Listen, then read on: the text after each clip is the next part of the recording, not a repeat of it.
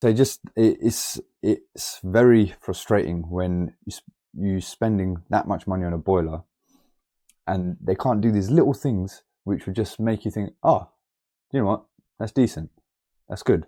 No, it's annoying. But we're piped up now, we just got to turn the water on and squeaky bum time. Squeaky bum time in the loft, crawl through that gap again. You're going through there this time with a camera.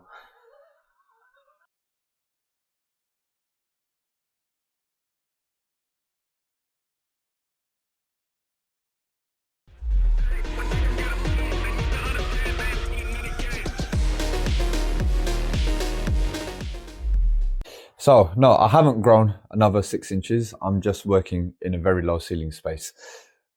A boiler has come out of here. It was a Vaillant system boiler, and I'm working with Jordan, Mr. JRD, who's currently up in the loft, because we're converting this to a Wiesmann 111, which this is my first time fitting one of these.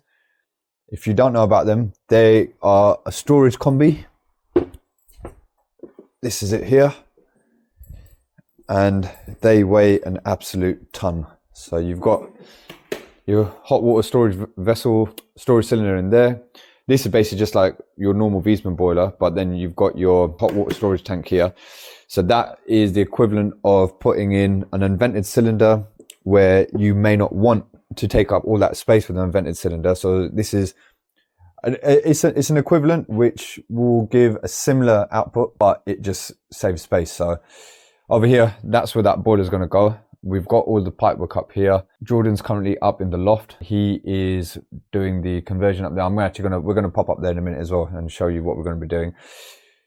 We were going to, everything's been labeled up here. So that's our cold mains. It is in 15. We had two options here. We could, because in the loft, the down service, which is this one, this is a cold cylinder, that's in 35mm. And we've got the 15mm mains going up in the loft. So we had two options. We were thinking either to upsize it to 35mm up in the loft, link it down to try and improve the flow rate. But I don't think it's going to have as much effect because it's got to go up in the loft. We're going to lose pressure and flow there, only for it to then loop back around and then come down in 35mm. Where we're kind of in, not the basement, but just one floor below ground level. This is probably going to be the closest cold main, so there's not going to be any sort of looping back and forth. So this is probably going to be the best place to upsize it. Although it is in 15, we can upsize it as close as we can to 22 into the boiler. So that should give us maximum pressure and flow rate rather than it being looped up in the loft and then coming back down again. What else? We've got gas in 22. Basically all the services are here. Heating return, heating flow, gas, cold main, cold cylinder, hot supply. This was a secondary return, so that's just going to get capped off. Ground floor heating return, so that's all fine. So there's not going to be any zones. I think, yeah, he's ripped out the zones there, so that's fine. So we're just going to literally just go straight onto it. And I don't know what thermostats he's got that we're going to be fitting, because obviously that's a twin channel hive. We can reuse that, but I don't know what Jordan's got here. I've got here a little bit late because I had to do the school run and everything this morning, and this job is in Sunbury as well. I drove past Thorpe Park to get here.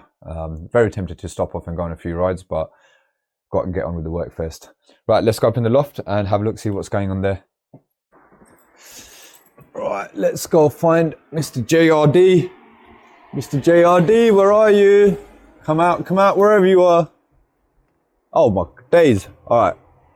We're not going to go to where he is because you probably can't. You probably can just make out the light through there. He's somewhere down at the back there. We've got pipework running here. We've got, oh, let me turn around without falling down. Get some light on here. So that's the old F&E tank that's been made redundant. That's our cold water storage tank with the 35mm pipe coming off of there. We've got the vent coming up there. We've got our 15mm cold mains here. So we're going to link that into, this is the cold supply to the rest of the house off of the cold water tank. So we're going to link that 15 into there. And yeah, we could link this 15 into that 35, but I don't think it's going to make that much difference on the flow rate, because like I said, I reckon we'll be better off just coming straight off of it from downstairs, because that is going to be the closest point of entry for the cold mains. So in terms of flow rate, I think that's probably going to be better rather than it snaking its way up to the loft and then coming back down again. I don't think I'm going to be able to record anything up here. I mean, look at it. There's nowhere for me to put the camera down or anything. And there's no point in me putting the chest mount on either, because I'm going to be ducking and diving up here. I'm just going to do linking it up here, and then we'll probably get some more footage when we're downstairs by the boiler, hanging the boiler and doing some pipe work on it. All right, I'll see you guys in a bit.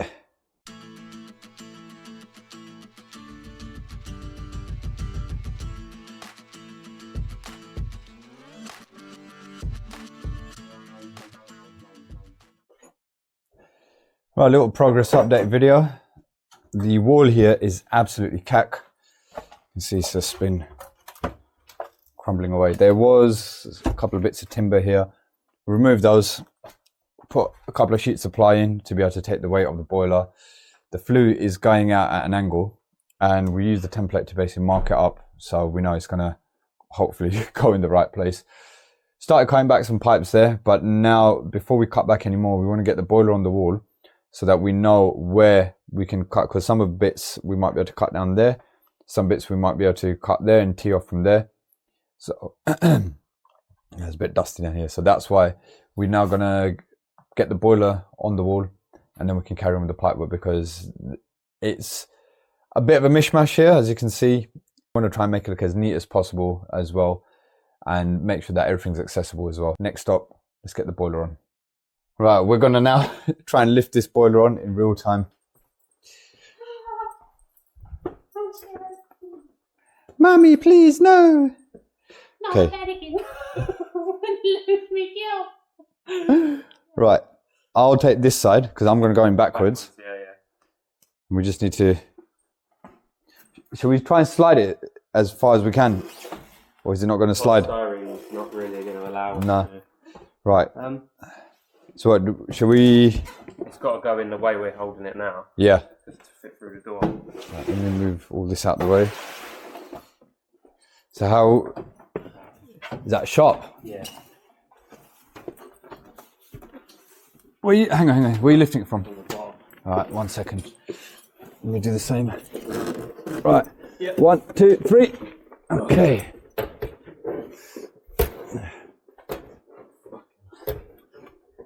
You're going to fit through the door? Oh yeah. Now we will. It just means top and bottom grip. Yep. Yep. To me. Right. This gap is where it gets a bit tight. I'm gonna. There you go. Right. Up. Yep, your side's on. My side's on. Lower it down slowly. Oh. Okay. That wasn't so bad. Flue's out a little bit, but we can adjust that. Yeah. We'll have to get a load of sand and cement. I can't put a 45 on that because that'll be in the wall. Yeah, no.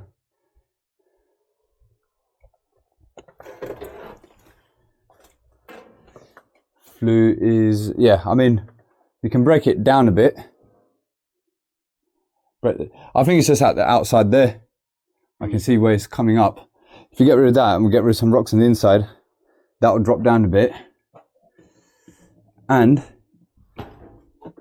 that will go straight like that. Sweet.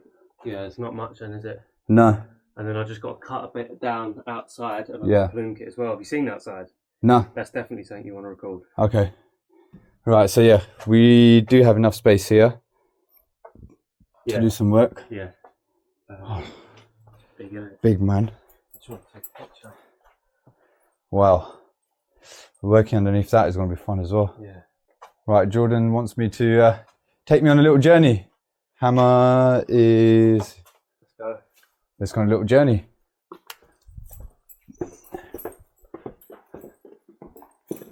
Beautiful where we're working. Right on. Was it? What river is this? Sunbury. Sunbury on Thames.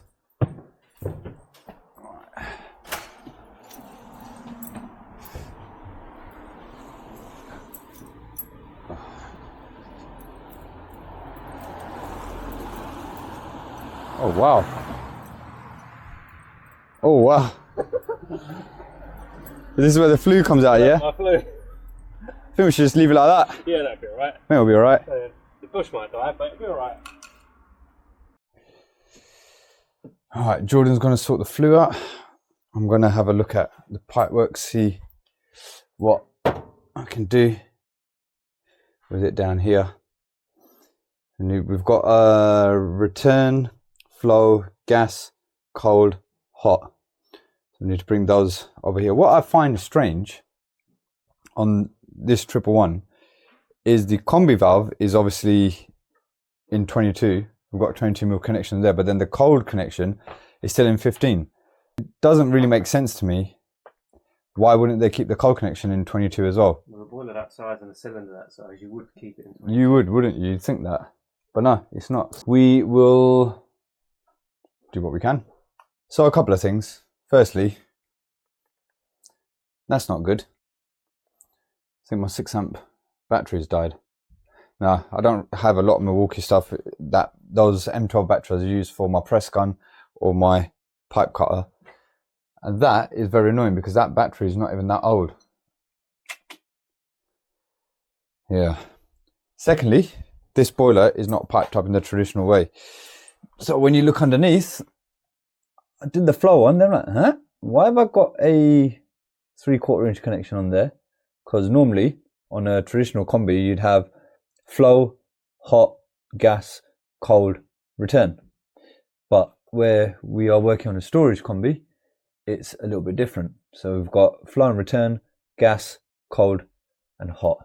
Luckily, I didn't throw the template away. I mean, I could have looked in the MIs anyway, but yeah, shows it on the template here. So it's not the end of the world, but it just means our pipework is not going to be the traditional way, which is not a problem because we're cutting back and stuff anyway. But now you can see how low down we have to work because of the size of this boiler. And a few things that I don't understand. This is, I don't know how many kilowatt, this is probably 40 kilowatt or something. The gas connection's in 15. The cold connection's in 15 for something which is classed as an unvented. The hot out is in 15. I would have expected, when you got a boiler this size, I mean, I'm sure they've manufactured it in a way for it to work with these size connections, but you just assume that if you've got a big boy boiler like this, the outlet connections would be larger to accommodate for a larger flow rate. But it is what it is. This is how the boiler's made. This is how we've got to work with it. Now let's start piping up. Okay, so we are piped up, but something that frustrates me and Jordan. Yeah, it's very annoying. You spend this much money on a boiler and they just make the smallest things so difficult for the engineer to do. Things like getting the case off. Why isn't it just 2 screws and lift it off? No, you have to get underneath the boiler. You have to get hit a special tab, which, well, I've actually had to take the whole, where's the front part of it gone? So that, you got to get 2 screws underneath to pop these 2 lugs out. There was another thing here. Where's it gone? I don't know where it is. Ah, here it is. So that's the screen, which you have to get underneath there to pop these 2 lugs out, which to then take the case off. And then there's no instructions or nothing there to say where the domestic expansion vessel goes. There's a little cut out here, which you can see it fits into, but then the holes that it comes with, so this we've just actually had to fit it. This was separate. It's that connection there. To get to that, I have to undo the PCB from the hinges, pull it forward, get to it, because it's got a little bung in it. And that's just by trial and error, by just sort of saying, okay, that's where that's going to go. It doesn't say this is where this hose goes. There's no paperwork or anything to say this is where this connection goes in. I just saw it and I was like, well, that's the only thing that looks like that, so it must be that. But even to get to that, with the PCB case here, even if it's down, folded down, you can't physically get to it. You can't get to it from here because it's too far back there as well. it's just, I bet you the wiring's going to be wrong as well, because every time I've wired up a Wiesmann, they've been wired back to front from the factory. So it's very frustrating when you're spending that much money on a boiler and they can't do these little things which would just make you think, oh, you know what, that's decent, that's good. No, it's annoying. But we're piped up now, we just got to turn the water on and squeaky bum time. Squeaky bum time in the loft, crawl through that gap again. You're going through there this time with a camera. No, I'm not. I'm going to go have a tuna salad. Never fit one of these. I won't be fitting one of these ever again. We're only fitting this because the customer wanted one, the so-called Rolls Royce of boilers.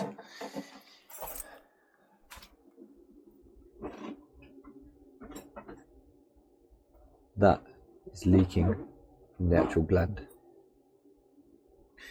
Okay, not only that, the commissioning on this is so overly complicated. It's unnecessarily long, and every single Wiesmann that I've installed has had issues with, there's a wiring block in there. Every single one has had the wiring connections wrong out of the factory, and on this one, we're trying to go through the commissioning procedure. It's got the cylinder in there, and it just kept coming up with an E7 error saying that the cylinder sensor is faulty or there's a break in the lead or whatever. We haven't opened any of this other than just to fit that vessel on at the back there. We opened up the PCB and we found that the cylinder sensor was disconnected from the PCB, again, out of the factory. This is literally every single Wiesmann that I've fitted has had an issue with the electrics, with the wiring, and now on this one, we have this issue as well. Now, how do you explain this to a customer when they've been told that this is the Rolls Royce of boilers, the best boiler on the market, this, that, the other, and now we're faced with this? So we can't even turn the water off. We've got to keep a bucket underneath. Well, Jordan's going to have to keep a bucket underneath it. He's going to have to go to his suppliers tomorrow to see if there's another Wiesmann in stock where he can nick the cold isolation valve out of. But it is just so frustrating that you spend top dollar on a boiler like this and it comes out of the factory with problems. Every single one I've fitted has had an issue with the wiring, like I said. So me personally, I don't recommend Wiesmann. I don't care what other people's experiences are. My experience has been every single one I've had problems, and that is why I will personally never fit a Wiesmann by choice. Right, I don't know how well you can see me in this low light, but I'm just come to an emergency call out on my way home after that Wiesmann job. I normally wouldn't, but this is for a very good customer of mine, which is why I'm making the effort, and it's a simple one. I hope so. I don't want to jinx it. Basically, the tenants have left the filling loop open and they can't top up the pressure anymore. We know what that means. PRV is gone. So I've got one on the van, gonna replace the PRV, recharge the expansion vessel, and hopefully I should be in and out.